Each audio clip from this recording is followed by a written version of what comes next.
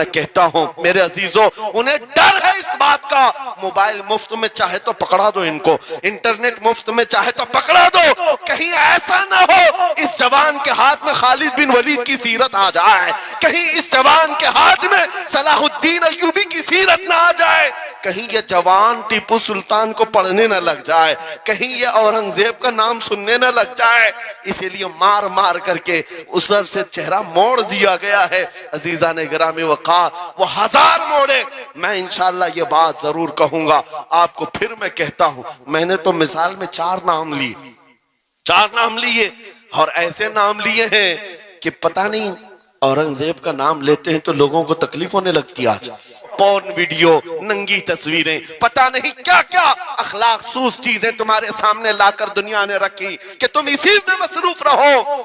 ہوتی ہے نا، مجھے سمجھ میں نہیں آتا اورنگزیب کیسے مارا تھا، اتنے سال تک درد کر رہا ہے، کیا کیا تھا تم نے ابھی تک درد جا نہیں رہا ہے، ہمیں پتہ نہیں، حالانکہ ہم عادل اور منصف اور ایک غیور بادشاہ کی حیثیت سے مانتے ہیں، بلکہ وہ پرہیزگار متقی تھے۔ میں آپ کو اس لیے بتا رہا ہوں اے نوجوانوں کہ کہاں تم چوہوں کی سیرت پڑھنے لگ گئے، تمہیں نبی پاک کے شیروں کی سیرت پڑھنی چاہیے۔ سبحان اللہ، جب آدمی بزدلوں کے پیچھے بھاگتا ہے تو بزدل ہوتا ہے، تم جو ہے سٹنٹ کرنے والے بالی ووڈ اور ہالی ووڈ کے پیچھے مت بھاگو، ان کی ریئل لائف کچھ نہیں ہے، وہ پردے میں جو دکھتا ہے حقیقت میں ہوتا نہیں۔ ہاں سٹنٹ کرنا اور ہے۔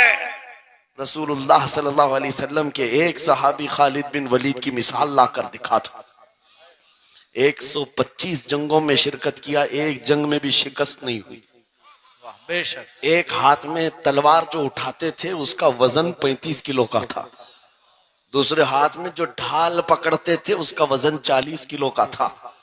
ہاں یہ جوان ہوا کرتے ہیں، سٹنٹ مین نہیں ہے، وہ کون سی دولت تھی ان کے پاس، کون سی طاقت تھی جسے لے کر کے وہ میدانوں میں بے خود اتر جاتے تھے، تو عالم سے کرتی ہے بیگانہ دل کو عجب چیز ہے لذت آشنائی، واہ واہ واہ، بہت خوب، عجب چیز ہے لذت آشنائی۔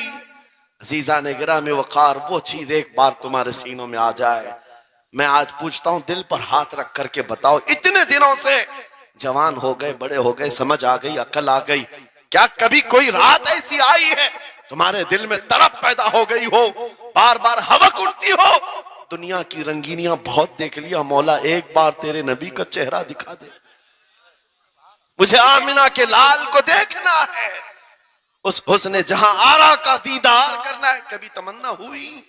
کیوں نہیں ہوئی؟ کیوں نہیں کیا؟ کون سی ناممکن بات تھی؟ کون سی ناممکن بات تھی؟ آتا ہے فقیروں پہ انہیں پیار کچھ ایسا، خود بھیک دیں اور خود کہیں منگتے کا بھلا، مانگا ہوتا تو ضرور ملتا، اور ان آنکھوں میں ایک بار وہ لذت آشنائی آ جاتی تو پھر فخر سے تم بھی ہر جگہ گھومتے اور پھر یہ کہتے پھر کہ گلی گلی تباہ ٹھوکریں سب کی کھائی کیوں، دل کو جو عقل دے خدا تیری گلی سے جائے کیوں۔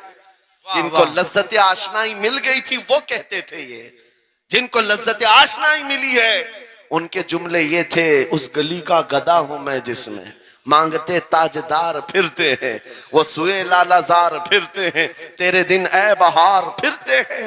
حضور پاک صلی اللہ تعالیٰ علیہ وسلم کی آشنائی کی لذت جسے ملی وہ پھر یہ کہتا ہے میں گدا ہوں اپنے کریم کا، میرا دین پا رہے نہ نہیں، اور مانگنا بھی ہو ادھر ادھر نہیں مانگتا۔ آج بی جے پی کی حکومت چل رہی، یہاں سے کچھ لے لیں، کل کانگریس آ جائے گی وہاں سے کچھ لے لیں، غلام رسول بی جے پی کانگریس کے بیچ میں نہیں گھومتا پھرتا، اس کا مسلک یہ ہوتا ہے، اس کا مسلک صرف یہ ہوتا ہے کر کے تمہارے گناہ مانگے تمہاری پناہ، تم کہو دامن میں آ تم پہ کروڑوں درود، یا رسول اللہ آنکھ عطا کیجئے اس میں ضیاء دیجئے، جلوہ قریب آ گیا تم پہ کروڑوں درود، درد ہو تو بھی یہ کہے شافی ہو نافی ہو تم، وافی ہو کافی ہو تم، درد کو کر دو دوا تم پہ کروڑوں درود۔ یہ بات وہ بندہ کہتا ہے جسے لذت آشنائی ملی ہے، نبی پاک صلی اللہ تعالیٰ علیہ وسلم کی محبت میں فنا ہو۔ میں ایک بات بتاتا ہوں، حضرت جنید بغدادی رضی اللہ تعالیٰ عنہ کے دور میں ایک بڑا مسئلہ پیش آیا تھا. ایک آرٹسٹ آیا تھا, ایک مصور جو تصویریں نکالتا تھا. یہاں پر مجھے بھی حضرت نے بھی فرمایا, رک کر کے ایک بات کہہ دیتا ہوں کہ یہ اتنے سارے جو گھوڑے لگا کر کے بیٹھے ہیں, سارے لوگ موبائل اور کیمرے بلا ضرورت کے, اور آج کے دور کی ایک بڑی بلا ہے. ہم تھک چکے ہیں, ہم مسافہ کوئی کرنا نہیں چاہتا, سب سے پہلے فوٹو چاہیے. علماء کا ادب چلا گیا, روحانیت چلی گئی, ہر کوئی مجلسوں کے آداب بھولنے لگ گیا. اس ایک موبائل, وہ اندھیرا ہی بھلا تھا کہ قدم راہ پہ تھے, واہ واہ. روشنی لائی ہے منزل سے بہت دور ہمیں. یہ حالات بہت ہی سخت ترین ہوتے چلے جا رہے ہیں. بچوں ان تمام چیزوں سے میرے عزیزوں, بلا ضرورت, بغیر کسی ضرورت کے یہ اس قدر اس میں زیادہ پڑ جانا تمہارے لیے نقصان دہ ہے. میں کہہ رہا تھا بغداد میں ایک مصور جو اس کمال یہ رکھتا تھا کہ اس کو جیسے آرڈر دیا جائے ویسی تصویر نکالتا. یعنی کوئی سامنے بیٹھ کر کے بتائے میرا محبوب ایسا تھا ویسا تھا, وہ اس کی سن کر کے تصویر نکالتا. صرف اس کو حلیہ بتاؤ تصویر نکالتا. اس کا کمال تھا. ایک لوگ اپنے اپنے محبوبوں کی محبوباؤں کی تصویریں نکالتے, اور جب اس کے گھر کے پاس بھیڑ لگی تھی, اسی بھیڑ میں جنید بغدادی بھی تشریف لا. سید الطائفہ ہیں, ولیوں کے سردار ہیں اپنے زمانے. جب آپ کا نمبر آیا, مصور نے دیکھا تو ہکا بکا رہ گیا. کہا آپ یہاں میرے گھر؟ کہا میں نے سنا ہے تو سن کر کے محبوبوں کی تصویریں کھینچتا ہے, میں بھی تصویر بنوانے آیا میرے محبوب اور میرے معشوق کی. کہا کہ آپ بتا دیں, حلیہ بتا دیں, میں تصویر بنا دوں گا. آپ نے کہا میرے محبوب کا حلیہ سنو. آنکھیں اس طرح کی تھی, پیشانی اس طرح کی, بھویں اس طرح کی. اپنے نبی پاک صلی اللہ تعالی علیہ وسلم کا حلیہ بتانے لگ گئے. جنید بغدادی نے کہا ہوگا مکھ چند بدر شاشانی ہے, ماتھے چمکے لٹھ نورانی ہے, کالی زلف آنکھ مستانی ہے, مخمور اکھیں مد بھریاں. یہ حضور پاک صلی اللہ علیہ وسلم کا نقشہ کھینچ رہے تھے. مصور نے کہا رکو, یہ تصویر میرے پاس پہلے سے رکھی ہے. کہا کہ تمہارے پاس پہلے سے لوگ آرڈر دیتے پھر بنواتے. کہا در حقیقت آپ جس سے محبت کرتے میں بھی اس سے محبت کرتا ہوں, لاؤ تصویر. وہ مصور اندر گیا اور پورا قرآن لا کر جنید بغدادی کے پاس رکھا. سبحان اللہ سبحان اللہ. کہا کیا ہمارے محبوب کی اس سے بہتر تصویر ہو سکتی ہے؟ جب نبی پاک کا چہرہ دیکھنا ہو پڑھو والضحیٰ واللیل اذا سجا. جب نبی پاک کی زلفیں پڑھنا ہو دیکھو رب تعالیٰ نے فرمایا واللیل اذا یغشا. ہاتھوں کے بارے میں فرمایا وما رمیت اذ رمیت ولکن اللہ رما. قدموں کے بارے میں فرمایا لا اقسم بہذا البلد. آنکھوں کے بارے میں فرمایا ما زاغ البصر وما طغى. سینے پاک کے بارے میں فرمایا الم نشرح لک صدرک. ان کے عطاؤں کے بارے میں فرمایا انا اعطیناک الکوثر. اس وقت میرے عزیزو حضرت جنید بغدادی نے قرآن اٹھایا. آپ سے میں ایک بات یہ کہہ رہا ہوں, جس کے دل میں حضور کی محبت ہے وہ ہر جگہ اپنے نبی کے اپنے محبوب کے جلوے ہی دیکھتا. بے شک بے شک. عجب چیز ہے لذت آشنائی. اور گمراہیت کے ساتھ جب قرآن بھی پڑھتا ہے تو اسے اس میں سے بیماریاں نکلنے لگتی, اس میں سے وہ برائیاں نکالنے کی کوشش.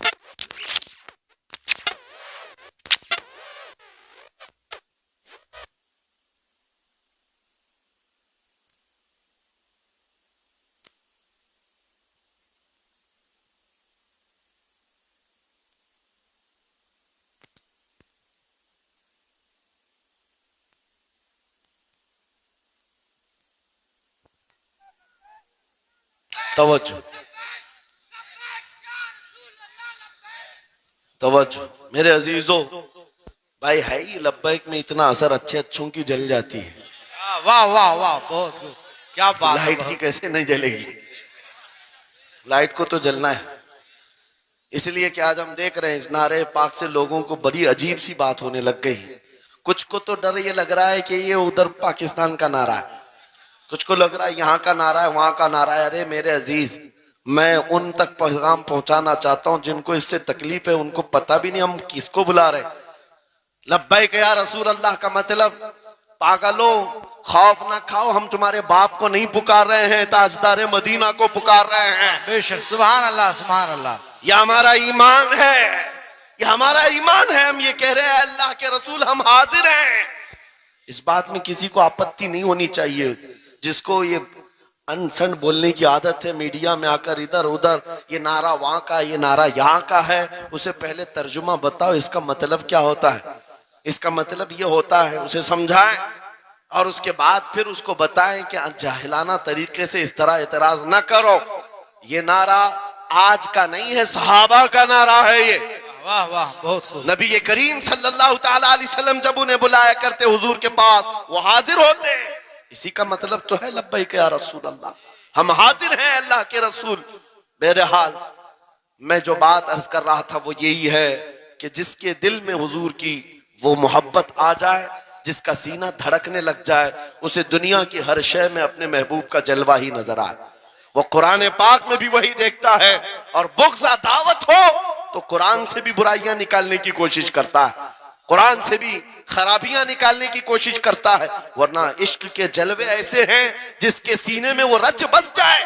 اعلیٰ حضرت امام اہل سنت فاضل بریلوی عاشق صادق، ایک گلاب کسی نے آپ کو تحفے میں پیش کیا، سب کو پیش کرتے ہیں لوگ، ہمیں بھی گلاب کے پھول ڈالے آپ، لیکن عاشق صادق کا حال یہ ہوتا ہے، گلاب کو غور سے دیکھا اور کہا یہ گلاب صبح کھلتا ہے شام میں مرجھا جاتا ہے، میں اس گلاب سے محبت کرتا ہوں جو کبھی نہیں مرجھاتا، واہ واہ واہ، بہت خوب۔ کبھی نہیں مرجھاتا۔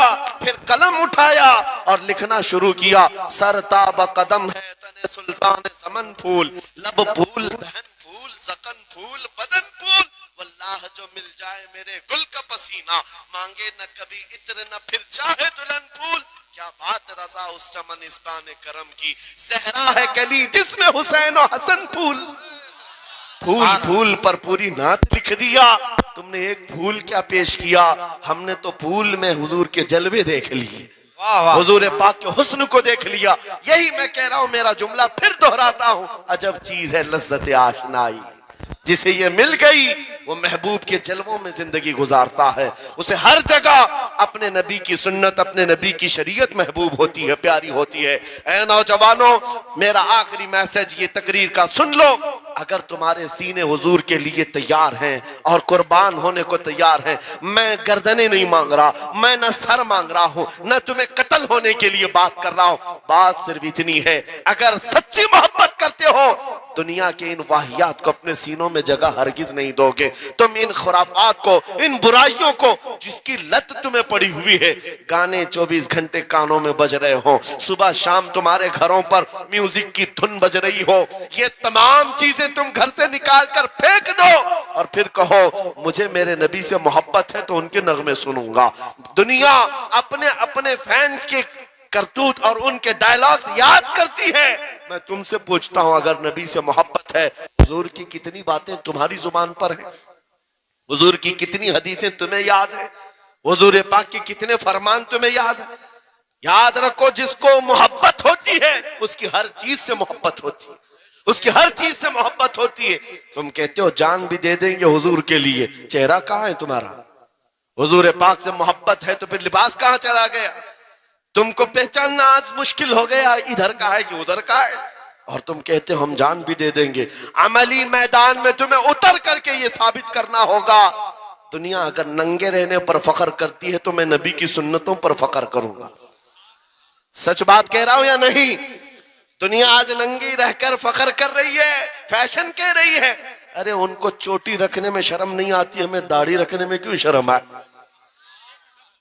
کسی کو بالیاں پہننے میں، چوڑیاں پہننے میں شرم نہیں آتی۔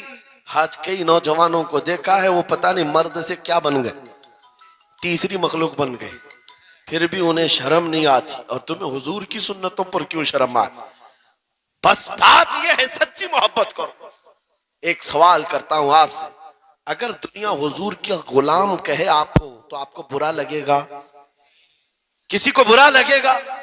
ارے بلکہ ہم تو یہ کہتے ہیں دنیا ہمیں پہچانے تو حضور کے دربار کا کتا کہہ کر پہچانے۔